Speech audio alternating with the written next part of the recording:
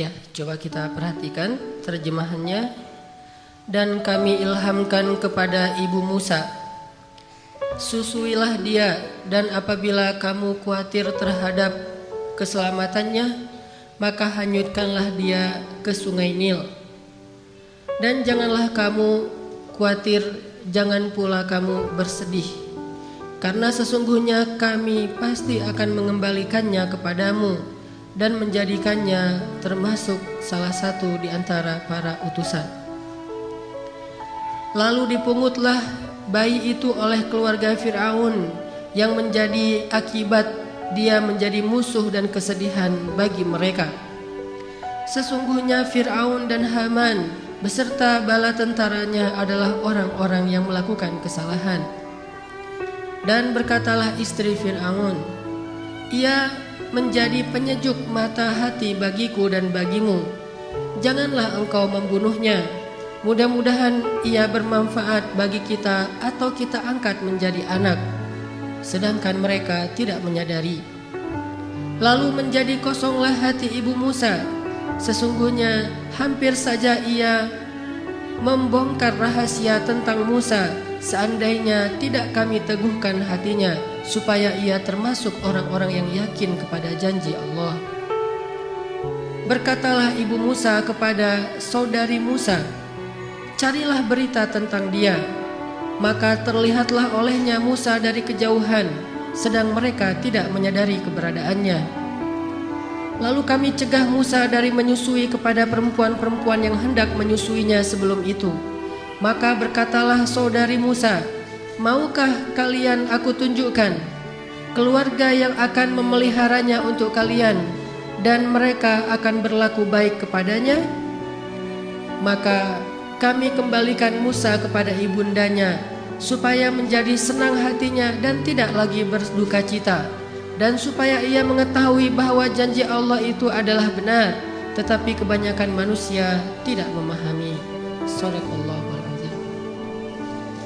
Teman-teman yang dirahmati Allah Subhanahu wa taala, kisah ibu Musa ini adalah salah satu contoh tentang orang gak bakalan kecewa kalau bersandar kepada Allah. Itu gak bakalan.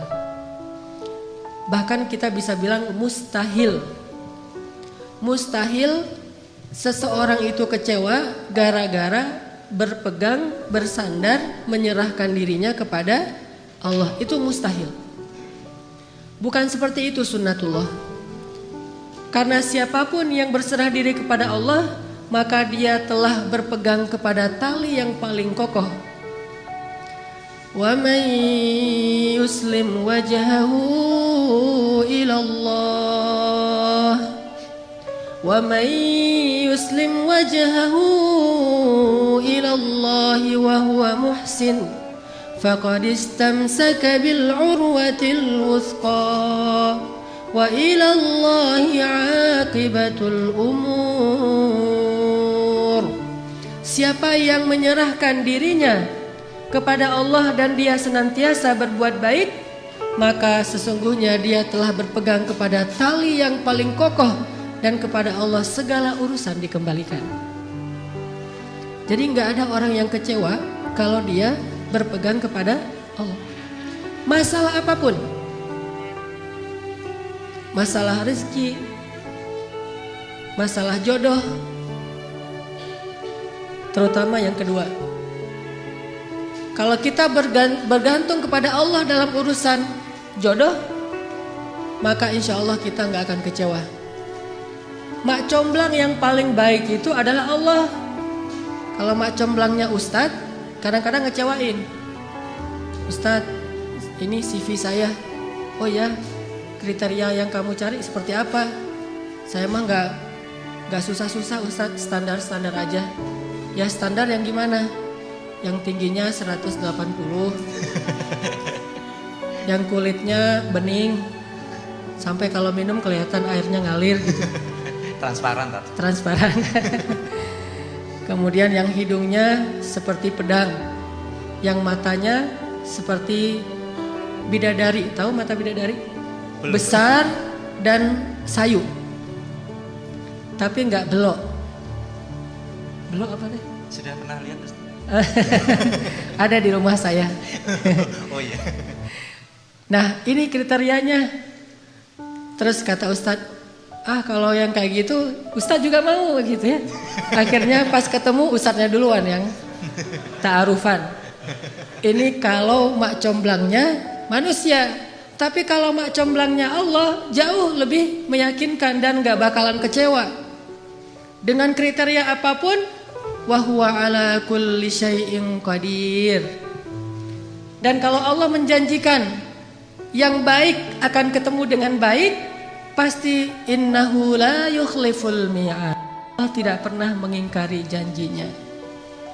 Masalah apapun kita harus mengandalkan Allah. Coba deh selalu ngandelin Allah.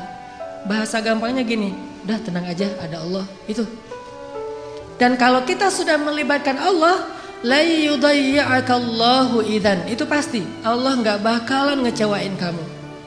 Kalau udah ngandelin Allah, ini gimana nih? Udah tenang aja ada Allah. Allah tidak akan mengecewakan. Salah satu kalimat udah tenang aja ada Allah adalah la tahzan innallaha ma'ana. Kalau kita ada teman lagi galau gitu, terus kita bilang, la tahzan innallaha ma'ana. Apaan tuh? Kan dia bingung. Mending kita terjemahin aja. Gak harus persis kalimat la tahzan innallaha ma'ana. Karena kalau kita baca hadis ada tambahan lagi tuh. Kata Nabi kepada Abu Bakar, ma dhannuka bisnain Allahu thalithuhuma. Ya Abu Bakar, kenapa kamu berpikir kita cuma berdua padahal Allah yang ketiga? Kalau dalam ayat la tahzan innallaha ma'ana. Kalau bahasa kita Wallace bro. Wallace, tenang aja ada Allah. Santai bro, karena ada Allah. Itu bahasa Arabnya la tahzan innallaha ma'ana. Andalin Allah dalam masalah kita. Ada masalah apapun, serahin aja sama Allah. Bismillah, la haula wala quwata illa billah. Bahkan kadang-kadang hanya dengan berzikir la haula wala quwata illa billah, Allah kasih keajaiban yang luar biasa. Karena setelah seseorang bersandar kepada Allah, la yudayya'anallahu